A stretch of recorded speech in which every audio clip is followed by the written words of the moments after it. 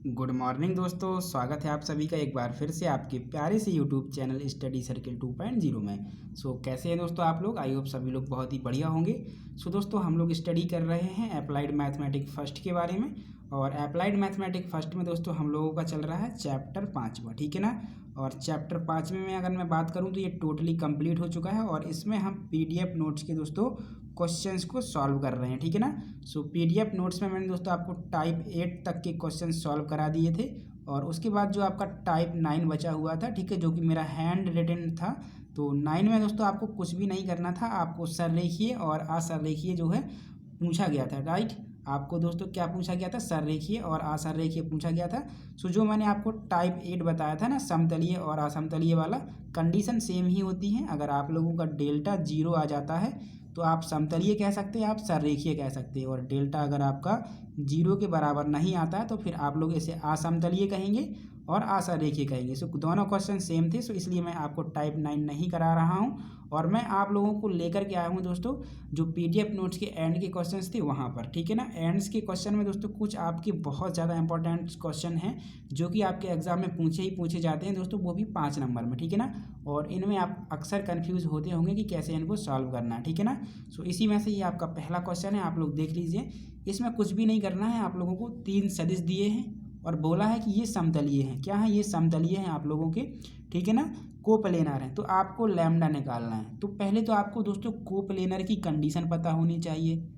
Coplanar हम बोलते हैं समतलीय, ठीक, क्या बोलते हैं? समतलीय। तो समतलीय की कंडीशन क्या होती है कि जो डेल्टा होता है वो 0 के बराबर होता है, यानी कि इसका डेल्टा निकाल दीजिए, 0 के बराबर कर दीजिए। यहाँ जो आपका लैम्डा आ रहा है इसकी वैल्यू आप लोग फाइंड कर लेंगे। डेल्टा या हम कहें डिटर्मिनेंट हम कैसे बनाएंगे? जो आपका पहला वेक्टर है उसका कोफिशिएंट रखिए 2 माइनस का 4 और ये 5। सेकंड का रखेंगे तो 1, यहाँ देखिए लैम्डा लेंगे और यहाँ 1, फिर यहाँ आपका 3 हो जाएगा, यहाँ आपका 2 हो जाएगा और यहाँ आपका 5 हो जाएगा, राइट।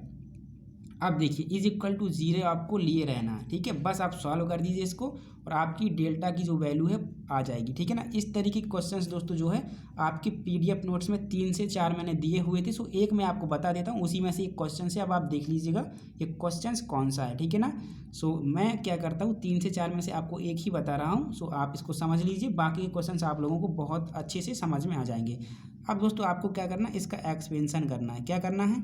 एक्सपेंशन करना है, यानी कि आपको इसका प्रसार करना है। तो प्रसार आप कहीं से भी कर सकते हैं। मान लीजिए मैं इसका प्रसार C1 से करता हूँ तो ये आपका प्लस माइनस और आपका प्लस हो जाएगा, राइट। इतनी बात आप लोगों को समझ में आ गई। अब आपको इनके कंपोनेंट्स को एक एक करके बाहर रखना है। तो इसको रख दीजिए। तो देखिए अब जब 2 को बाहर रखा तो ये नीचे का बंद सामने का बंद, तो ये 5 लैम्डा हो जाएगा। कितना हो जाएगा? 5 लैम्डा माइनस 2 हो जाएगा, ठीक है ना। अब माइनस का 1 आपका बाहर होगा। जब माइनस का 1 बाहर तो ये सामने का बंद और ऊपर और नीचे का बंद। तो 5 का जब 4 में मल्टीप्लाई किया तो माइनस का 20 और माइनस ये 2 5 जा 10 आ जाएगा। कितना आ जाएगा? 2 5 जा आपका 10 आ गया। देखिए अब आपका +3 बाहर होगा। ये +3 तो ये सामने का बंद, ये ऊपर का बंद। तो माइनस का 4 माइनस का 5 लैम्डा, माइनस का 4 माइनस का 5 लैम्डा, ठीक है ना। और ये इज इक्वल टू 0 है, ये आपको ध्यान में रखना है बहुत अच्छे से। अब देखिए इनका मल्टीप्लाई कराएंगे तो 5 2 जा 10 लैम्डा माइनस 2 2 जा 4, ये आपका कितना हो जाएगा? प्लस का आपका 20 आ जाएगा और प्लस का आप लोगों का यहाँ से कितना आ जाएगा दोस्तों? आपका 10 आ जाएगा। आप चाहे थे तो इनको ऐड करके इसमें मल्टीप्लाई करा सकते थे, लेकिन कोई बात नहीं, आंसर वही आएगा, राइट। अब देखिए यहाँ आपका माइनस का 4 3 जा 12 हो जाएगा और माइनस का 5 3 जा 15 लैम्डा इज इक्वल टू आपका 0 हो जाएगा। अब देखिए लैम्डा ये रहा और ये एक लैम्डा आप लोगों का ये रहा, ठीक है ना। इन दोनों को ऐड करेंगे तो माइनस का 5 लैम्डा आपका आ जाएगा, ठीक है। अब देखिए यहाँ पर आप समझिए, ये आपका माइनस का है, ये आपका माइनस का है, तो यानी ऐड करेंगे तो आपका 12 और 4 16 हो गया और ये इनको ऐड करेंगे तो आपका 30 हो गया, ठीक है। और इज इक्वल टू आपका 0 है। कितना है? 0 है। अब देखिए यहाँ से हो गया माइनस का 5 लैम्डा। अब इन दोनों को आप जोड़ दीजिए तो कितना बचेगा? 16 से 4 जोड़ा 20 और यानी कि आपका प्लस का 14 यहाँ से आ जाएगा, राइट। Is equal to 0। तो यहाँ से लैम्डा इज इक्वल टू क्या हो गया? माइनस का 14 और ये आप इंटू में -5 ही रखे रहिए। अब माइनस से -5 कट गया तो लैम्डा इज इक्वल टू 14/5 आपका इस क्वेश्चन का क्या आ गया दोस्तों? आंसर आ गया। आपको लैम्डा फाइंड आउट करना था, तो इसी तरीके से आप लोग लैम्डा फाइंड आउट करेंगे। बस आपको कंडीशन दी जाएगी कि ये समतलीय है। असमतलीय है, सररेखीय है या फिर असररेखीय है, ठीक है ना। तो अगर आपसे इस तरीके की वैल्यू पूछेगा तो आपको समतलीय ही देगा या हो सकता है सररेखीय दे दे। तो दोनों कंडीशन में आप क्या करेंगे, इस डिटरमिनेंट को 0 के बराबर रख देंगे और फिर एक्सपेंशन करके इस तरीके से आप वैल्यू फाइंड कर लेंगे। अब यहाँ आपका दोस्तों जो लैम्डा दिया है यहाँ कुछ भी दे सकता है आपका, सो ये आप लोगों को देखना है अच्छी तरीके से, ठीक है ना। और ऑर्डर जरूर चेक कर लिया करिएगा कि आई जे के है या नहीं है, क्योंकि जब हम लोग क्या करते हैं दोस्तों, जब हम लोग इनका कोफिशिएंट रखते हैं तो हम सीधा रखते जाते हैं इस तरीके से, लेकिन आपको ध्यान यहाँ देना होता है पहले क्या ये आपका सही ऑर्डर है या नहीं है। यानी अगर 3i + 5 पहले होता तो फिर ये 5 आपका जब पहले आ जाता यानी 5 के पहले आ जाता तो फिर यहाँ डिस्टर्ब हो जाता आपका 5 पहले होने की वजह से और 2 आपका बाद में होने की वजह से। सो आई जे के इस तरीके से आपको कोफिशिएंट रखने होते हैं, ठीक है ना। चलिए दोस्तों, या आप ऐसा कह लीजिए आई के सब, फिर जे के, फिर के, इस तरीके से भी आप लोग बोल सकते हैं। चलिए दोस्तों, ये क्वेश्चन हो गया, आप इसको देख सकते हैं अच्छे से, ये कंडीशन आप लोग याद रखना। हाँ, और टाइप 9 दोस्तों आप लोग सॉल्व कर सकते हैं, बिल्कुल इसी तरीके से होता है, ठीक है ना। चलिए अब दोस्तों देख लीजिए आप लोग सेकंड क्वेश्चन, पहले इस क्वेश्चन को आप लोग देख लीजिए, ये रहा इसका फुल सॉल्यूशन। चलिए दोस्तों, अब हम बात करते हैं सेकंड क्वेश्चन के बारे में। देखिए दोस्तों, सेकंड क्वेश्चन में आपसे बोला गया है सिद्ध कीजिए, यानी प्रूव करना है कि ये जो वेक्टर है और ये जो वेक्टर है और आपका ये जो वेक्टर है एक समबाहु त्रिभुज की भुजाएं हैं। यानी कि अगर ये आपका समबाहु त्रिभुज है इस तरीके से, ठीक है ना, तो आपको प्रूव करना है कि ये तीनों वेक्टर्स जो होंगे इन त्रिभुज की तीनों भुजाएं को दिखाएगा या इस त्रिभुज की तीनों भुजाएं होंगी। तो त्रिभुज की तीनों भुजाएं कब हो सकती हैं दोस्तों, जब ये आपस में बराबर हों, क्योंकि हम जानते हैं समबाहु त्रिभुज की तीनों भुजाएं आपस में बराबर होंगी। सो एक वेक्टर जो मान लीजिए ए वेक्टर है वो इस भुजा के लिए है, दूसरा वेक्टर जो बी वेक्टर है वो इस भुजा के लिए है और जो तीसरा सी वेक्टर है वो इस भुजा के लिए है। तो ये वेक्टर्स इस समबाहु त्रिभुज की भुजाओं को कब दिखाएंगे, जब इनका दोस्तों मॉड्यूलस क्या हो और इसका जो मॉड्यूलस हो और इसका जो मॉड्यूलस हो दोस्तों आपका बराबर हो। अगर मॉड्यूलस इन सब का बराबर है, क्योंकि वेक्टर क्या करता है दोस्तों, परिमाण को बताता है, तो ये पूरा भुजा का परिमाण कुछ होगा, इस भुजा का पूरा परिमाण कुछ होगा और इस भुजा का पूरा परिमाण कुछ होगा, मतलब मैग्नीट्यूड। तो अगर तीनों का मैग्नीट्यूड बराबर आ गया तो हम कह सकते हैं कि तीनों जो वेक्टर्स हैं इस समबाहु त्रिभुज की भुजाएं हैं। तो क्या करिए, एक एक करके इनका मैग्नीट्यूड निकाल दीजिए आप लोग। तो पहला क्या है दोस्तों आपका 3i cap + 5j cap plus का 2k कैप, राइट। तो इसका आप मॉड्यूलस निकालेंगे तो कैसे निकालेंगे, 3 का स्क्वायर 9, 5 का स्क्वायर 25 प्लस 2 का स्क्वायर 4, ठीक है ना। तो ये 9 और 4 13 हो गया और 13 को जब इसमें ऐड करेंगे तो देखिए ये आपका 38 आ गया, यानी कि ये आपका ए वेक्टर आ गया। यानी ए वेक्टर का जो आपका मापांक हम कह सकते हैं कितना आ गया, 38, यानी ये भुजा आपकी 38 है। अब इसी तरीके से अगर बी वेक्टर निकालेंगे तो क्या आएगा, देखिए बी वेक्टर आपका कितना दिया है, 2i कैप माइनस का 3j कैप और माइनस का 5k कैप, ठीक है ना, 5k कैप।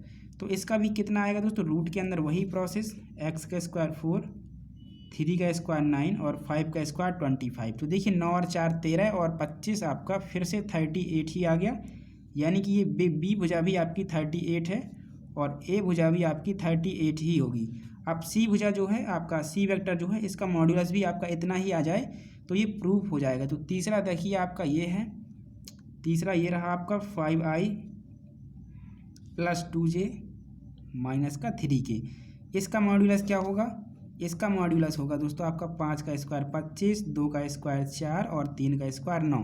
तो 9 और 4 है, 9 और 4 13 हो गया और 13 और 25 देखिए इसका भी 38 ही आया, यानी तीनों भुजाएं आपकी जो हैं और उनका जो मैग्नीट्यूड है आपका 38 ही है तीनों का।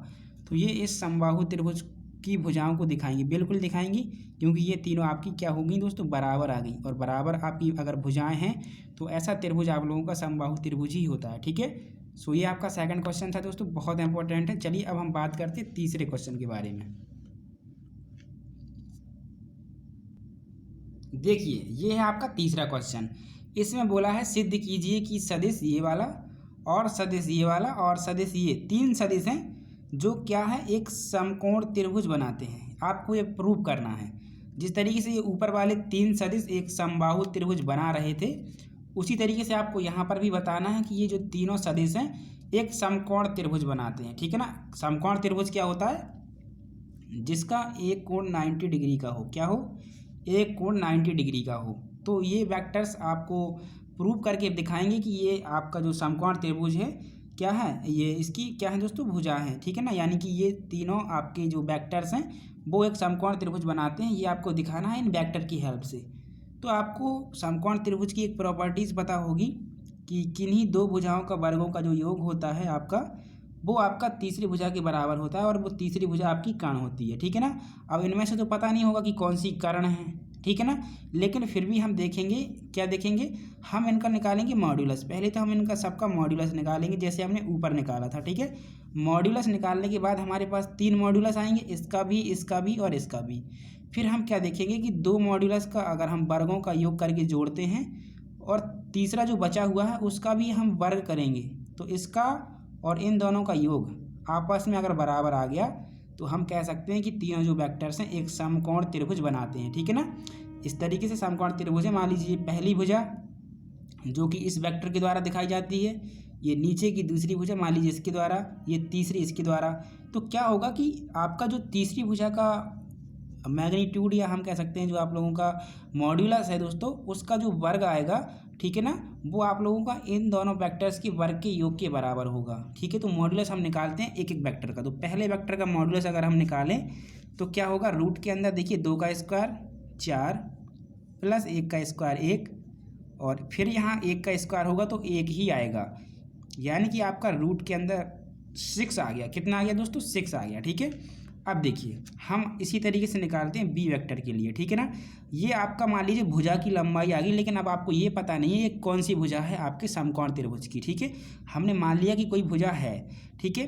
अब चलिए देखते हैं बी वेक्टर। तो बी वेक्टर क्या आएगा आपका, होगा आई यानी 1 का स्क्वायर, 3 का स्क्वायर 9 प्लस 5 का स्क्वायर 25 होगा, ठीक है ना। अब देखिए 9 और 1 10 हो गया, और ये 25 आपका हो जाएगा 35। आपकी कोई भुजा एक 35 आ चुकी है, ठीक है। इसी तरीके से सी वेक्टर का मॉड्यूलस निकालेंगे तो क्या आएगा, देखिए यहाँ से 3 का स्क्वायर 9 प्लस 4 का स्क्वायर 16 और प्लस 4 का स्क्वायर आपका 16 हो जाएगा, राइट। अब देखिए यहाँ से अगर हम इनको जोड़ें तो 16 और 16 32 हो जाएगा, और 32 और 9 आपका दोस्तों 41 यानी कि 41 होगा।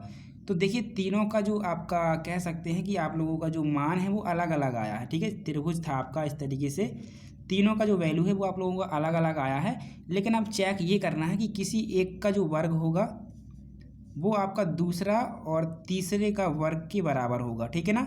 तो हम क्या करते हैं, देखिए अगर हम लोग दोस्तों यहाँ पर क्या करें 41 का स्क्वायर करें, यानी 41 का स्क्वायर यहाँ से, तो इन दोनों के वर्ग के बराबर आना चाहिए। हम यहाँ से कर सकते हैं 35 का स्क्वायर प्लस यहाँ से √6 का स्क्वायर, ठीक है। इतना करा हमने। तो देखिए यहाँ तो रूट के बाहर 41 आ जाएगा, यहाँ 35 के बाहर 35 आ जाएगा, और यहाँ √6 है तो बाहर आकर के आपका 6 ही हो जाएगा, ठीक है। इनको ऐड किया 41 और इन दोनों को ऐड किया तो 41।